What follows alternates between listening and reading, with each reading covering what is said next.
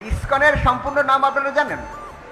ইসকনের সম্পূর্ণ নাম, এটা সংক্ষিপ্ত নাম ISKCON, international society for Krishna consciousness, যার বাংলা হচ্ছে আন্তর্জাতিক কৃষ্ণ ভাবনামৃত সংঘ। তা কোনো কিছু গড়ে ওঠে তার কোনো উদ্দেশ্য নিয়ে। কৃষ্ণ কৃপা শ্রীমূর্তি শ্রীল অভয় চরণারবিন্দ ভক্তি বেদান্ত স্বামী প্রভুপাদ এই সংস্থার প্রতিষ্ঠা করেছেন, প্রতিষ্ঠাতা আচার্য। আর এই সংস্থার নামের মধ্যেই তার উদ্দেশ্য নিহিত রয়েছে। এই সংস্থার উদ্দেশ্য সমগ্র মানব জাতির মধ্যে কৃষ্ণ ভাবনাকে জাগরিত করা, কৃষ্ণ ভাবনায় ভাবিত করা। তা শুধু এটা একটা মন্দির নয়, এটা সেই সঙ্গে একটি শিক্ষা প্রতিষ্ঠান। আর শুধু শিক্ষা প্রতিষ্ঠান নয়, এটা একটি চিকিৎসা কেন্দ্র।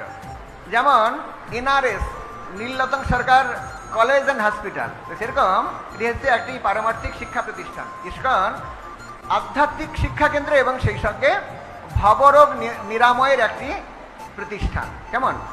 একই সঙ্গে